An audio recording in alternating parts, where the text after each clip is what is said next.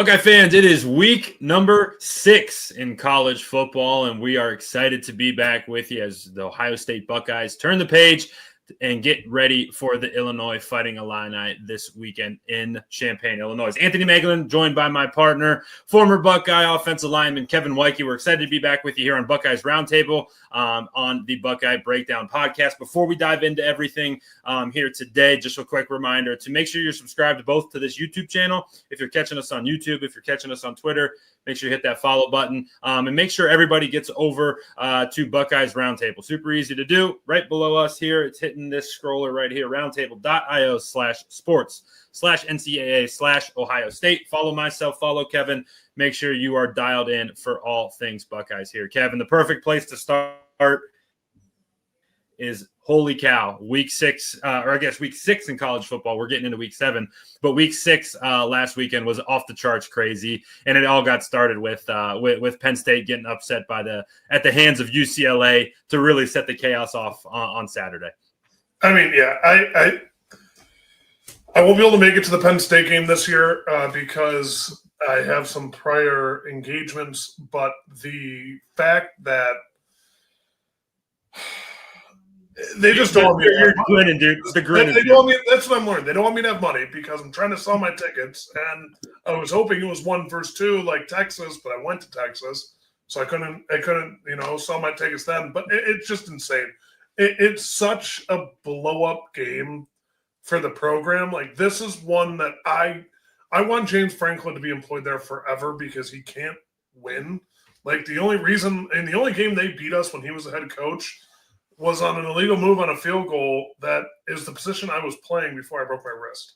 Like, that's the reality of the situation. And we still almost won that game, which is what's crazy. And it's so frustrating to watch because it's like every single year, they're ranked higher than us to start the year. The only reason it wasn't 1 versus 2 on the AP poll for Ohio State, Texas, is because the AP is like, oh, it's Penn State's year. It's never Penn State's year. Let's be honest here. It is such a disaster. Like, Nico Iamaleava, and that's the other thing. I'm not trying to take anything away from UCLA. I've heard it so many times. Wait. I heard it so many times this weekend. You nailed it. I still stand by the I'm a Leva, but which if he played well, they could turn it to I'm a believer, but he doesn't. So, but shout out to that coaching staff.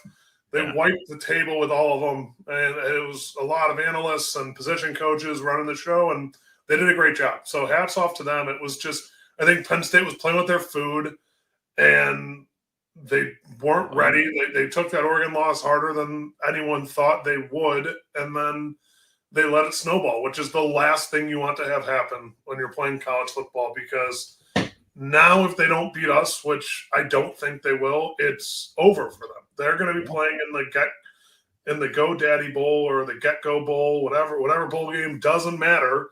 That'll probably be played on like December 27th. Who cares? And that's the reality of it. So it'll be interesting to watch how they choose. I mean, do they play anybody for the rest of the year other than us? We'll see. But here's the thing: even if they play other big schools, like say they play Tito North, they're not going to win that game. James Franklin can't beat them. Like, it's incredible. Like, it doesn't make sense to me.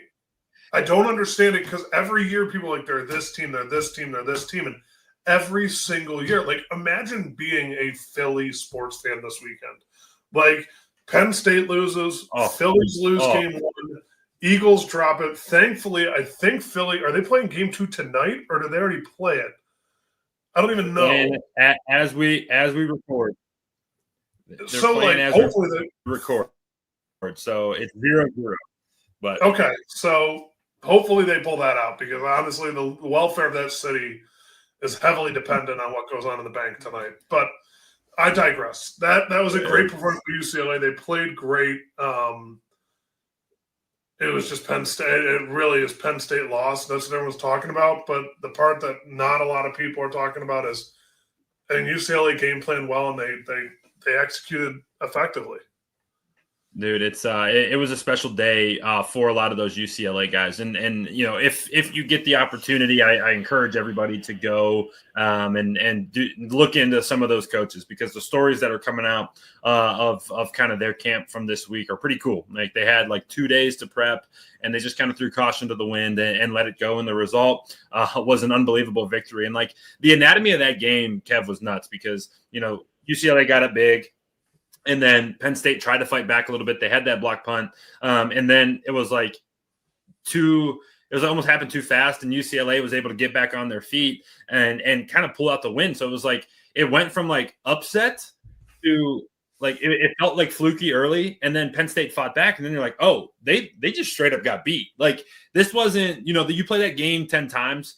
UCLA probably wins it 3 or 4 times. Like, that wasn't an accident. Like, what happened in that game wasn't all that crazy. And like you said, it's tip of the cap to UCLA and what they did. And really, I don't think there's any more questions to be asked. Like, you kind of know what the James Franklin era and the James Franklin ceiling is for this Penn State team. And like you said, they're absolutely on the outside looking in. But Kevin, it brings up a greater point in my brain, because, we talked about it on Saturday. Ryan Day, with his win, became has the best winning percentage in all of college football history.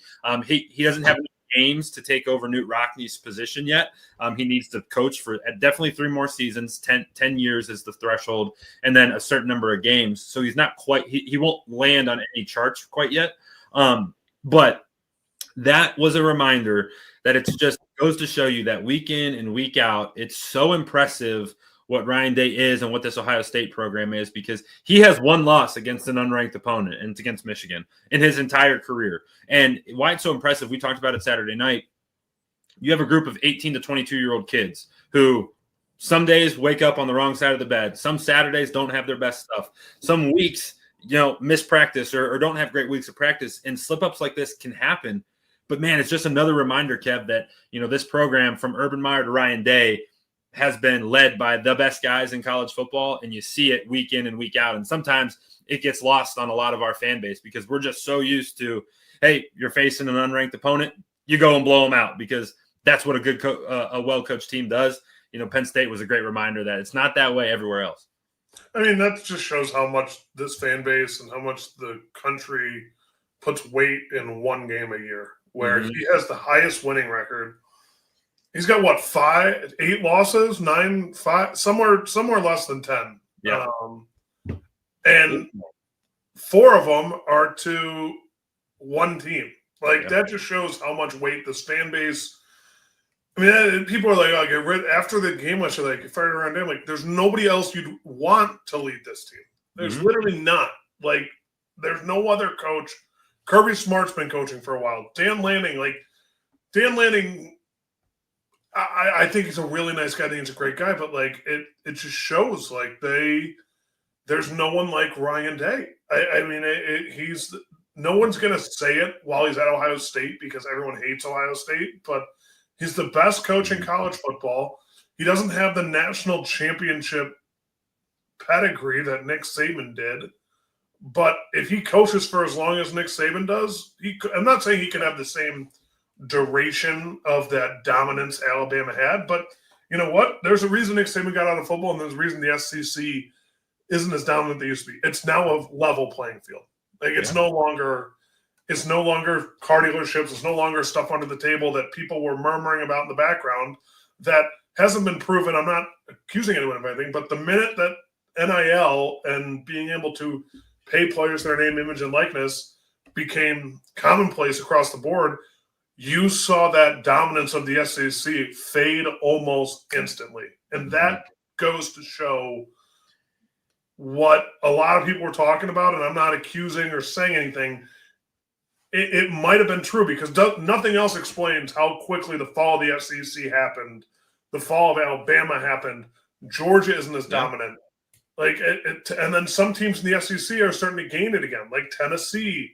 I mean, Texas and Oklahoma joining the SEC is the best that happened to them, because they've been kind of carrying, and they're not like Texas lost this weekend. Don't even get me started on that game. Like obviously Florida's a good team, but going into the swamp. But it makes us look weaker because we didn't beat Texas by that much. But who knows? Like, we look so dominant. We've let up 25 points this year. Yeah. But, I mean, Texas looks bad. Arch Manning is two cool uncles. That's kind of what people are going to say about him for the rest of time. Like, congratulations. He's got two cool uncles and dominated a bunch of Division II people in high school.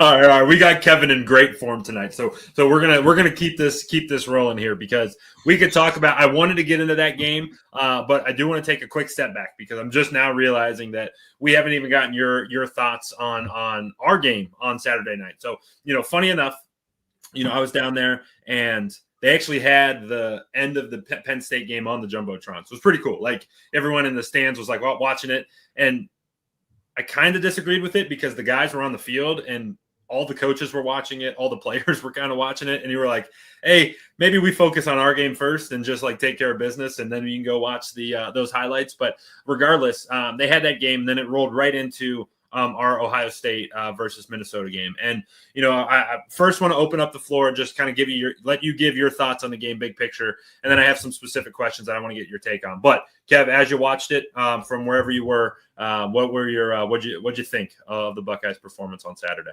Yeah, so I was in the stadium. That first defensive drive was eerily reminiscent or eerily similar to last year when we would bend, don't break type stuff. Mm-hmm. But then after that, it was, Brandon Inniss was looking up in the sky more times than I thought he would this week because he was just catching punts all day.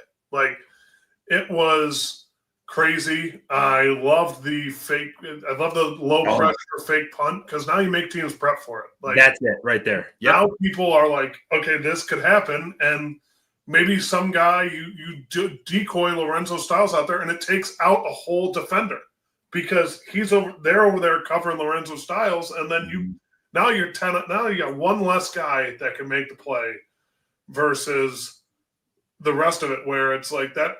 The more people you can take out of the play, the better. And that's what that punt did. And people are like, oh, why we wasted against Minnesota?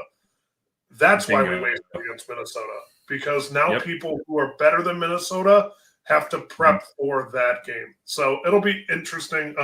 Offense looked good. I liked the deep shots that we took, but it almost seems like we're just doing our glazed donut, vanilla ice cream, kind of what we have to do to win games handily offense. Mm-hmm. I don't know when they're going to take that top off. I don't know if they are, but when they do, like, I couldn't imagine if we go into the Saturday after Thanksgiving and we start just unloading and people are looking around like, what do we do now? Like, we've prepped for this plain Ohio State offense. We don't know what's coming. And then we just overload them with everything on that Saturday. Who knows what's going to happen? Dude, that was the thing to me. Like, Saturday was a precursor of what it could be. We'll get into that here in a little bit and really dive into the details of it. And I have some other takes on it that we'll get to here in a moment. But staying at the national level, Kev, in your opinion, there's in the top 25, people are talking about, hey, this is a wide open year. This is a wide open year. And as the weeks have gone on, I think a lot of folks on the national level are starting to see that there's a clear separation between teams 1, 2, 3, and 4 and then the rest of the group. So I'll let you answer this first, and then I have a take on this as well. But looking at the whole landscape of college football, are there any teams that you see that can step to Ohio State? Because I think Ohio State's very clearly the best team in the country for a lot of reasons. But do you think there's anybody that can challenge them at this point in the season? I think there's 3 teams that can challenge them, and they're not 2, 3, and 4. It's Miami and Oregon, who are 2 and 3, and then it's Georgia. Oh, okay. I like it. I don't think Ole Miss. I don't think Texas A&M. I don't think Oklahoma. I know not Indiana. I don't think Alabama. I don't think Texas Tech. I think Georgia's the only one that can compete with us at the level. They're number 10, but they're not going to be 10th. that is like us ranked that low last year. This Georgia team is good.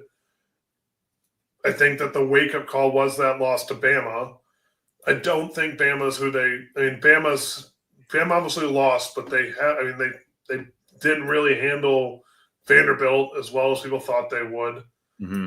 Of the top 10 teams, the only 3 I have on Ohio State's level right now are Oregon, shockingly Miami. Wouldn't have guessed that at the beginning of the year. Carson Beck is playing great football, and Mario Cristobal has the Hurricanes humming. I don't really know what's going on down there, but it's working. Mm-hmm. And then Oregon, Dan Lanning's got them out there. They don't play anybody this year. Yeah, I think Miami's schedule lightens up. Like Oregon's got Indiana this week at home, and then they got Wisconsin, Rutgers, Iowa, Minnesota, USC, and Washington before they inevitably play us. And then Miami has, they've handled everybody they've played. And then they have Louisville, Stanford, SMU, Syracuse, NC State, Virginia Tech, and Pitt. They should enter the CFP undefeated. Yeah. And I wouldn't be surprised if they are 2 and we are 1 for the rest of the year. I really wouldn't be. And that'll come down to the Big Ten championship game. That'll come down to the week before, hopefully. Mm-hmm. But it'll be those are the 3 teams. Those 3 teams are at the top, and they're playing in a different stratosphere than the rest of college football. It isn't particularly close. That Miami one's a good one. So my 3 teams are it's Oregon, Miami, and then I like your Georgia pick.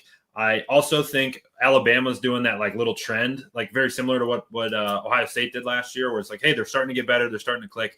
But the team that has my attention is Texas Tech, and it's simply because they bought the best. They have the most expensive, the best roster that money can buy, and they are very like just committed to, hey, we bought this team and it's supposed to be really, really good.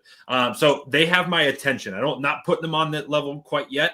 But I do think that they have the pieces that if it all comes together right, they have the makings or at least the ingredients to be pretty solid and at least competitive. But going back to that Miami team, that Miami conversation, one of the things that really stands out to me so far this season with Miami is that their 2 lines are the part. They look the part. They can get after the quarterback with their defensive line. They got just nasty dudes on that side of the ball who get to the football with bad intentions, very similar to our group. And then on their offensive line, it is they can move people and they can run the ball. And then when Carson Beck needs to, they got a good group of receivers. So I do think Miami's got kind of the tools. But man, it's really hard, in my opinion, Kevin. I know we're talking offense tonight, but it's really hard for me to envision anybody on the offensive side of the ball trying to attack this Ohio State defense, dude. Like, we can spend a couple minutes talking about it. This defense is out of control, man. And Caleb Downs last week was talking about, like, I'm bored on the back end of this defense because guess what? Our defensive line's elite, and if they don't make the play, we have the 2 best linebackers in the country, and God forbid they don't make the play, then it's me. Then it's Caleb trying to fill in and make the play. Who, mind you, is the best defensive player in the country. It is insane what they're doing. They terrorize opposing offenses. It's almost unfair. You almost feel bad for these quarterbacks back there because they're switching it up. They have the best athletes on the field. They're getting pressure. They're doing all these things, man. And it's that group that Ohio State has on defense, dude, is out of control. It's nuts. I mean, that first drive, it was like, okay, what's going on here? Yes. Type thing. But then after that, they locked in. And I didn't know that they were playing the Penn State game up there. I was not in the stadium yet when I got there. Right. It was right after Kevin. It was right after the Buckeye walk. They got into the stadium. I recorded a 10-minute clip, and then I turned around. The game was on the TV. So it was probably 75 minutes till kickoff, something like that. Okay, so it was a while. So they were able to lock back in. Yeah. But that defense, as soon after that happened, it was like they scripted the first 10 plays, and after that, it was done. Like it was. They locked them down. Even freshmen like Devin Sanchez made plays on that first drive. Arvell Reese with a sack. Bo Atkinson. I don't know what happened to Kenyatta Jackson. I didn't really check on that today. No. But I mean, the defensive line looked stellar. Sonny Styles, it was Lorenzo Styles made some good plays too. It was just really, really well played defense, and who knows? Maybe they're even hiding things with the rocket scientists back there. They could be not showing blitzes and stuff like that yet because they don't want teams to be able to prep for it. Yeah, there's so much that goes into that part of it that you bring up such a good point about the punt return being just kind of a, hey, we're going to drop this carrot in here. And guess what? Every team now has to spend 20 minutes a week preparing for fakes because the Ohio State's shown it once. And, the defense is something similar. And one of the things that you and I have picked up on is like, hey, they get into 3rd and long and they get into this odd front and they bring 6 DBs on the field and they got 2 linebackers and like they blitz from every spot on the field. And then, you show that for 5 weeks in 3rd and long situations, and then they come out in an even front look on 3rd and long. And you're like, I mean, as a lineman, man, you spend all week like, all right, 3rd and 8. I know I'm getting an odd front. I know I'm getting blitzers. And then they come out in something totally different. You're like, shoot. And you have 15 seconds to get your calls right and figure it out. And like, people don't understand how fast that happens and how quickly like guys have to think when, you prepped all week for one thing and then they come out and do something else. And then the following teams have to all prepare for that type of stuff, man.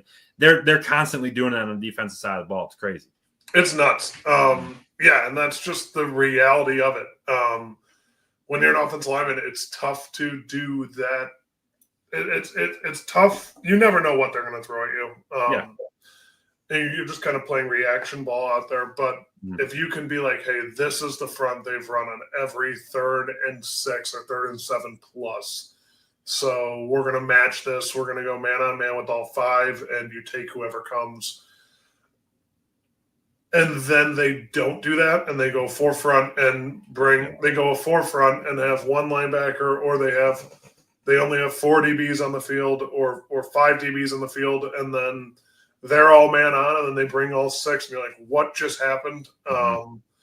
It's crazy. It's nuts. And that's, I think, why Matt Patricia took over this role, because he knew he could play with as dominant of a defense as, in terms of just pure players on it, as he's ever played with since the NFL, since those Patriots defenses that won him Super Bowls. That's the most recent time he's been able to control a defense that has as much skill power compared to their peers that they're playing against that Ohio State has had. Yeah, there's no doubt about it. It answers the question that I asked, like, who's really on Ohio State's level? There's not many teams, and there's a couple that we think can maybe step to the Buckeyes, but if barring injury and if they can keep this thing rolling, this Buckeyes team, I was joking with somebody over the weekend. I was Brennan and I were texting on Saturday night. We were like, yeah, the opposing offense has to play perfect, has to throw a perfect ball, has to protect perfectly, and has to hope that Ohio State's bus gets broken down on the way in. And if it's an away game, they get stuck on the tarmac, because like everything has to go so perfectly for an opponent just to get a first down. Like I made a joke, during the game, I was texting a buddy and I was like, even when they get a 5-yard run, you look around and you're like, what happened? Like, who made the mistake? And you're like, wait a second, it's a 5-yard gain. Like, that's totally fine. And that stuff happens. So we kind of went on a tangent there talking about the defense. It's easy to do that. They're that incredible of a group, but bringing it back to the offensive side of the ball. Kev, a question I wanted to kind of pick your brain on, because it was asked to me by a friend late on Saturday night. We were on the phone on the way home, and we were kind of talking about, hey, in the first quarter, Ohio State wins that first quarter 7-3. Yes, the final score is 42-3. But something that is kind of concerning to me is when you start to face some better competition. There's not much on the schedule, but I wrote about this on Buckeyes Roundtable last week. Ohio State's pace is so slow. Like, you see them in and out of the huddle. It's very NFL. It's very use the entire play clock, call the play in the huddle, use motion, use whatever. They're not running a lot of plays. They're averaging less than 60 plays a game, which is out of control slow. It's like the slowest in America. Kev, talk about how that has to, when you do that, and that's kind of your philosophy, how much the sense of urgency has to increase in terms of execution. Because my thought is like, hey, if you string together, maybe it's a 3 and out, or maybe it's back-to-back punts, and you're only getting – the Buckeyes only had 6 or 7 possessions in that entire game. Like, if you're only getting that few possessions, it's really, really important to execute. They did it. They've done it the first 6 weeks, the first 5 games of the year. Now they have to continue to do that. And that is one area that I think, hey, if there's going to be a slip up, it's because their offense starts to stall a little bit and gets out of rhythm. Yeah, I mean, I think it kind of goes with how much faith you have in Julian Sand. Yeah. Like, I mean, Dylan, one of our coworkers, put it pretty well. It's that Julian Sand was unleashed. You're gonna have to give me his last name, Dylan Feltovich. Thank you.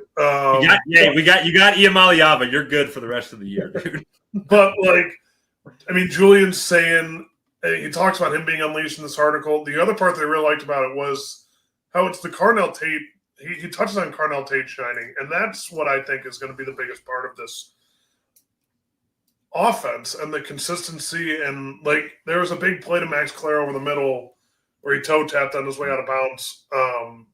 Not really over the middle, on the sideline, but like, Carnell Tate is what opened that game up for us. Mm-hmm.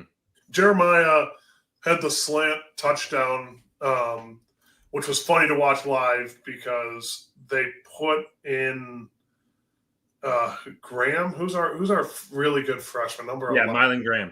Moeglin Graham, and then Jeremiah runs out, tells him, "No, I'm out here. You're gone," because they want to take Jeremiah out, and then he catches a slant for a touchdown just to get himself another touchdown. Which, and then yells at his coaches, "Don't take me out." Yeah, like he wanted to keep going, but like, and who knows? Maybe that because there's no quarterback really pushing for the Heisman. Maybe that's what he's going for. But that I don't think he's that selfish. I don't think that's what they're doing. But it definitely helped. But it was just funny to watch. But like, think about it. Like, if you're going to single cover Carnell Tate and then have a safety helping over the top. Say you're in cover 3, and you've him and Jeremiah going deep, and you have a safety that has to play one way or the other. They're not going to sit in the middle because then you have 2 of the best receivers in college football in single coverage. You can't have that. So, like, let alone man coverage. If you're not going to have safety help over the top, say you go 2 safety help over the top and you're double team both of them, then you got man on man with either Peoples or Bo Jackson, which I think both those are pretty good options out of the backfield. Yep. Then you got Max Clare, who no one really talks about, but that's going to open up more and more as Carnell keeps dominating. He's going to be man on with linebackers, and Julian's going to exploit them like crazy. I mean, it happened on that deep, like, it was almost like a deep crossing route that he ran on Saturday, and he got the toe touch in. But like, that's what I mean. Like, those types of plays against defenses where if you run that bracket coverage like Texas did, and you do double brackets on both Jeremiah and Carnell, Matt Clare is going to have a field day.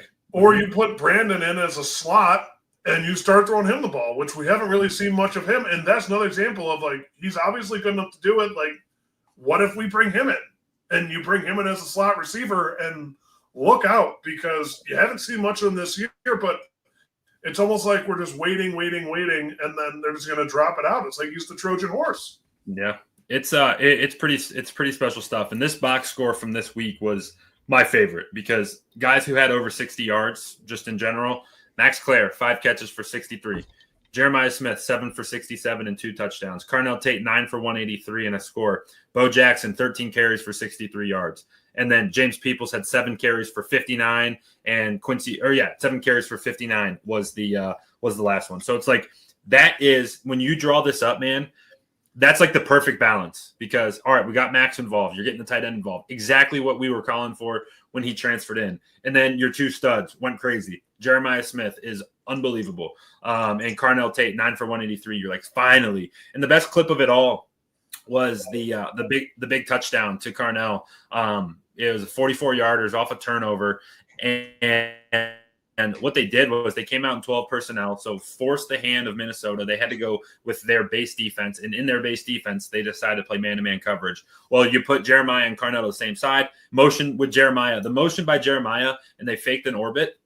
It grabbed 6 people. It grabbed 4 people from that side of the ball. It grabbed the 2 guys who were guarding him. It was insane, the gravity he had. And then Carnell was just one-on-one. And good freaking luck, dude. And he beat this guy by 20 yards. Like, there's just no way to do that. So you're starting to see this offense start to elevate and really take shape. And then the run game, we've talked about it ad nauseum. Like, hey, everything goes through the run. And Bo Jackson's looking like he's going to be everything and more for the Ohio State run game, man. So really cool to see this offense really start to take that shape. And I do think, hey, they did take the training wheels off a little bit. They loosened the seatbelt on Julian Sand a little bit more, and they're going to have to do it again. They're going to have to do it again because, you don't have, while the opponents aren't the best, I would say you do have a little bit of a stretch here. And, I say that, but you're facing an Illinois team who's top 20 in the country, and you open as 14.5-point favorites, and the line has already moved to 16.5 points. Like, everybody – Ohio State's commanding that respect, and now that they're going to face another Big Ten opponent, which we had circled as like, hey, this could be a massive game. There are 3-score favorites in it. It's pretty nuts, but this Illinois team, Kev, is going to present a few challenges, I think, for the Buckeyes. Well, yeah, I mean, the reason we're 3-score favorites is plain and simple. I could get into the national rankings. I mean, I will. They're 93rd total defense, 111 in passing, and 62 in rushing. Then you go into the Big Ten. They're the 3rd worst defense in the Big Ten. They're the worst defense in the Big Ten against passing, and they're the 6th worst defense against rushing. So, of the Big Ten opponents we've already played, they're worse than them. So that's why. I mean, their leading tackler, Matthew Berry, is a DB. He doesn't have any passing stats. Doesn't have any deflections or interceptions, but he's got a forced fumble and a fumble recovery with 31 tackles.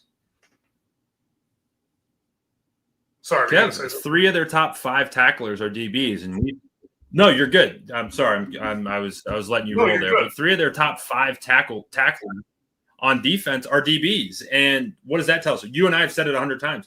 When your DB is your leading tackler, that means he's giving up a bunch of catches, and like that's just the way it is, man. So they do surrender a lot in the pass game. Their record is they are 5-1, so they have won football games. But the big one that stands out is they got boat raced by Indiana, and like that was their measuring stick game. And they weren't able to, they definitely didn't even show up for the game. They just got totally boat raced by the Hoosiers. So, Kev, I'll let you go. I'll let you talk through some of the guys on defense because you've identified. I mean, the leading sack is a linebacker named Gabe Jackus, no idea. And then it's actually that initial J is silent, so it's Akis, which is a very interesting pronunciation. But you weren't going to get it. Don't worry. That sounds Greek.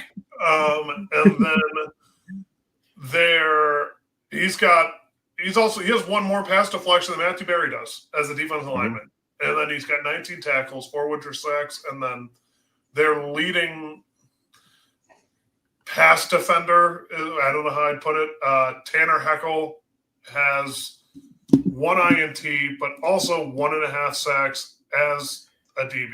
Like, that's pass deflections, the linebacker, and then Xavier Scott. Xavier Scott has only given up has only made 6 tackles and has 2 pass deflections. So he may be their safety that is their better player, but who knows? That could have been against. That's for the whole season. That could have been against nobody. But this defense is a lot of question marks. One person to highlight, James Thompson from Roger Bacon High School in Cincinnati, starting defensive lineman by way of Wisconsin. Went to Wisconsin first, followed Luke Fickell out to Wisconsin. I think he was probably recruited to Cincy, and then when Luke Fickell went out there, he went out there and joined the Badgers, and then transferred to Illinois for this year, and he is one of their starting defensive linemen, James Thompson. Roger Bacon High School, what's their biggest win of all time? This is a trivia question. No idea. Did They beat LeBron. They beat LeBron's St. V team in the state semifinals. In his whatever the only year he didn't win it, whatever that was, sophomore year or something. But I'll never forget it. It was the Fab Five that were LeBron's high school team went up against five not Fab Five guys, and they ended up getting beat. So funny. Write that one down for your next trivia night. One sec. But yeah, this Illinois defense, it leaves a lot to be desired for sure. And one of the areas is obviously through the pass game. Kev, you kind of detailed it, but the one game that really stands out, and funny enough, Indiana didn't, they didn't have to move the ball out. There was a lot of big plays, but like through the air, they only threw for just north of 200 yards. It wasn't a crazy day by Fernando Mendoza, and they kind of just rolled through Illinois. But the game to look at is the USC game from a couple weeks ago. Illinois won 34-32. They had the game kind of in the bag a little bit, and then they let USC get back into it. But Jordan Mayava, the quarterback for USC, threw for 328 and 2. This could be a really good game because where Ohio State's like, all right, it's advantage us in the pass game, and we're going to try to let Julian continue to get his sea legs, but do so on the road. Like, hey, we haven't gone on. He goes on the road against Washington, plays really good, but like statistically, like not insane. This could be one where like, all right, let's go dominate on the road and prove that we can do that as we continue to march through this early portion. Year. I'm going to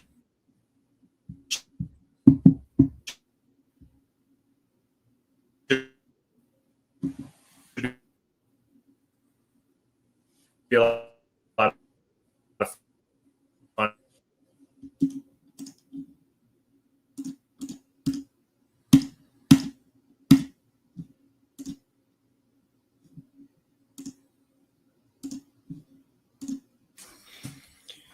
All right, jumping back in here. Obviously, you can tell some technical difficulties, but we survived. So a little bit of a skip in our show. So we're just talking, Kev, about Ohio State's offense and Illinois' defense. But to finish our show out tonight, what are you looking for this weekend in Champaign when Ohio State goes over there from the offensive side of the ball? What are your keys to the game? Yeah, I'd love them to just put on a fireworks show of passing. I doubt they will. They'll probably keep it very plain again because they have to prep for later in the year and they want as little on film as possible. But key to the game is what I say for every road game: run the ball and stop the run. And against this defense, running should be on the easier side compared to other teams we've played based on the numbers. I'm not really a numbers guy, but I gotta be for the sake of this. But no, it should be interesting. I think the key to the game is run the ball, get a couple guys over 60 yards, maybe one over 100 yards rushing, and then just start picking them apart in the air. Even if it's simple passes, just slant routes, posts, whatever you need to do, and then get home and prep for next week's game against another away game against Wisconsin which will probably be a night game. Wisconsin. Yep. Up to Madison. No, I like all those. Those are really good for me. It's simple. I love what we're doing. On the offensive side of the ball, I think I really liked them really trying to the tempo a little bit and allow Julian to continue to grow. I want another week of that. But I also want an emphasis on take this opponent seriously. I think that Penn State and even Texas, for that matter, showed what happens when you don't take an opponent seriously and shows that you can derail your season. And for Illinois, they're trying to make right on an absolute blowout at the hands of Indiana. And I said it Saturday night, the easiest way to fix that problem is to beat the number one team in the country, and everyone will forget about that loss to Indiana. So Ohio State's got to attack it and take their opponent seriously and give them the respect that they deserve. And there's no reason to think Ohio State wouldn't do that. They've proven nothing but that the whole year long. But it's just another test that they have to clear. So we're going to get out of here on that note. I owe Kevin a ton, because you guys don't know this on the backside if you've made it this far in the show, but some serious technicals on my side. So appreciate it, dude. Thanks for hanging in with me tonight. And for everybody watching who's made it to this point in the show, make sure you're subscribed to the YouTube channel and you're getting to Buckeyes Roundtable. You'll find Kevin and I over there. Create an account. Costs you $0, takes you 10 seconds to do, and you can go hang out with us. Let us know what you think of our shows. Let us know what you think of our content, and then let us know what you think of the Buckeyes, more importantly. So we'll be back with you later on this week, looking at the Ohio State defense versus the Illinois offense, one that it's going to be, again, advantage Buckeyes there. So excited to be back with you here, and make sure you're always checking along on all your Buckeyes content here. The Buckeyes Roundtable YouTube channel, watching the Buck Breakdown podcast.